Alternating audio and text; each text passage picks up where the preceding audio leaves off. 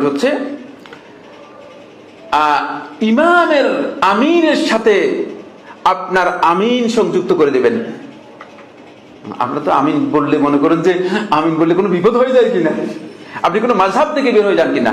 না, মাযহাব থেকে বের হবেন না, দিন থেকে বের হবেন না, বরং এর ফজিলত এত বেশি যে রাসূলুল্লাহ সাল্লাল্লাহু আলাইহি ওয়াসাল্লাম এই বিষয়ে আলাদা অনেকগুলো হাদিস বলেছেন।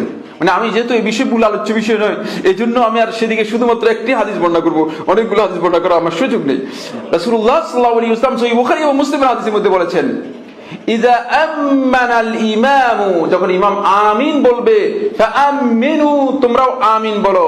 কারণ ইমামের আমিনের সাথে যখন তোমাদের আমিন মিলে যাবে, ফেরেশতাদের আমিন তখন মিলে যাবে, গুফিরা লাহু মা তাকাদ্দামা মিন যামবিহি, ফেরেশতাদের এই দোয়ার কারণে আল্লাহ তাআলা পূর্ববর্তী যত গুনাহ আছে সবগুলো ক্ষমা করে দেবেন। মানে এর সাথে ফেরেশতাদের দোয়া একসাথে হয়ে যায়, মার্জ হয়ে যাবে। আমিন মানে বলাটা আমাদের কাছে একটা, অনেকের কাছে একটা মানে এটা মানে ভয়ের বিষয় হয়ে গিয়েছে। খবরদার, আমিন মানে আল্লাহ কবুল করেন, অসংখ্য হাদিস দ্বারা প্রমাণিত হয়েছে। সুতরাং মানে এই কাজ যাতে আমাদেরকে শয়তান এই পথে না নেয়, শয়তান আমাদেরকে এই পথে না নেয় যে আমিন থেকে আমাদেরকে দূরে না রাখে, খবরদার খেয়াল রাখবেন। ইমাম যখনই আমিন বলবে তখনই সাথে ওরা দাল্লিন বলার সাথে সাথে কি বলবেন? আমিন বলবেন।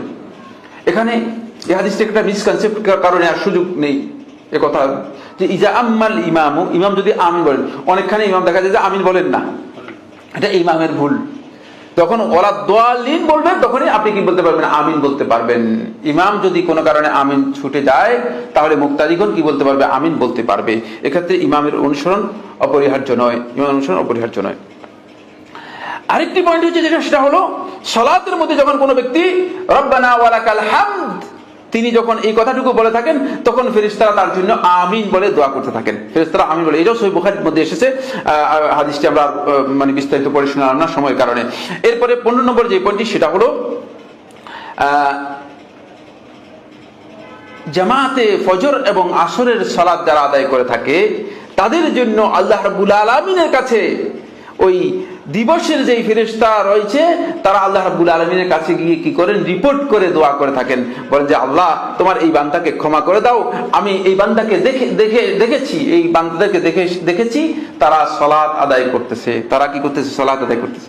এই জন্য আপনার রিপোর্টের সাথে ফেরেশতারা সাথে কি করে দেয়?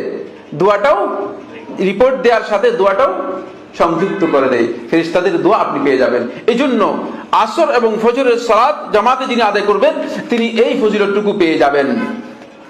এরপরে দোয়া হচ্ছে যেটা যে ফেরেশতারা দোয়া করে থাকে, যখন আপনি কোনো অসুস্থ ব্যক্তির কাছে যাবেন, তার কাছে গিয়ে আপনি যখন তার জন্য দোয়া এবং ভালো কোনো কথা বলবেন, ফেরেশতারা সাথে সাথে এটাকে কি করবে? এটার জন্য কবুলের দোয়া করবে। যেমনি ভাবে মৃত ব্যক্তির পরে মৃত্যুর সময় যদি কোনো ব্যক্তিকে দেখেন, তাকে যদি তার সামনে যদি আপনি দোয়া করে থাকেন তাহলে সেই দোয়াটাও কি হবে? কবুল হবে। এটা হলো 16 নম্বর। 17 নম্বর যে হাদিসটি রয়েছে, এই হাদিসটি উম্মে উমার আনসারিয়া রাদিয়াল্লাহু আনহা বর্ণিত হাদিসটিকে শেখ নাসরুদ্দিন আলবানী রাহমাতুল্লাহি আলাইহি দাঈফ বলেছেন। সেটা হচ্ছে যখন কোনো ব্যক্তি রোজাদার হয় তার সামনে যদি কেউ মানে খাবার দাবার খায় তাহলে রোজাদার ব্যক্তির জন্য ফেরেশতারা দোয়া করে থাকেন। এই মর্মে একটি হাদিস উম্মে উমার রাদিয়াল্লাহু তাআলা বর্ণনা করেছেন। শেখ আলবানী রাহমাতুল্লাহি হাদিসটিকে দাঈফ বলেছেন, তবে এই হাদিসটিকে একাধিক আহলে ইলম হাসান বলেছেন, কেউ কেউ হাসান বলেছেন।